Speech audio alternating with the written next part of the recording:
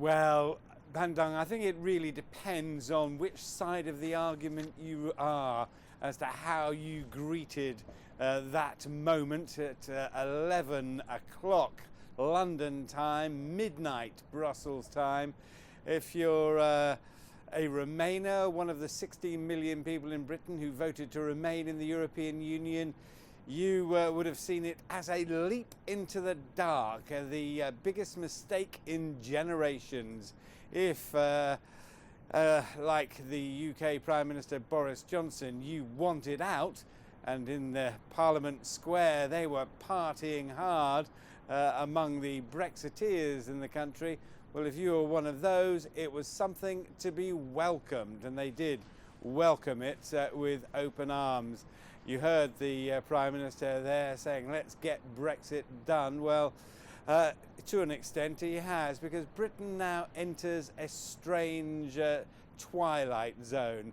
For the next 12 months, Britain will be out of the European Union, but because of a transition period, it will be still effectively within the remit of the European Union. In other words, nothing changes on the ground until the end of that transition period, during which perhaps the hardest bit, even harder than the last 3.5 years, trying to get Britain out of the European Union, trying to break the logjam in that Parliament building behind me, harder than that, trying to work out a new trading relationship, not just with the European Union, but for Britain, now out on its own, no longer under the cover of a massive trading bloc like the European Union, trying to find a new role in the world for itself.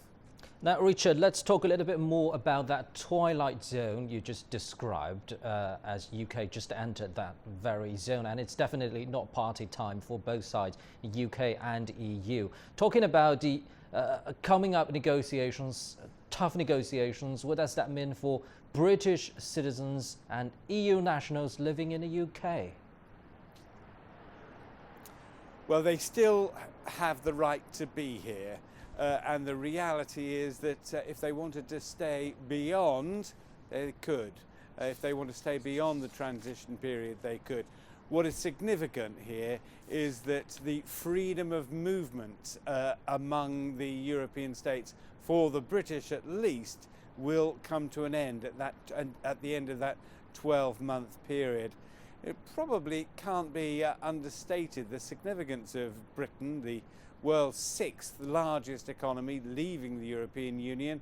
It'll hurt the European Union. The question is to what extent Britain can now negotiate a new deal, a new relationship with the rest of the world. The Prime Minister Boris Johnson has set himself just 12 months to do that before he says he'll walk away from any trade talks and go into WTO rules, the hardest, the harshest of all Brexits possible. We'll see over the next few months just how well they do, because effectively, although the talks go on for another 12 months, they've got until the summer to work out their new relationship with the European Union. It's going to be a tough call. So once all the celebrations are over among the Brexiteers, once the sun rises on the UK capital here in the morning and Britain begins its first full day outside the European Union, only then will the harsh realizations, the harsh realities begin to hit home.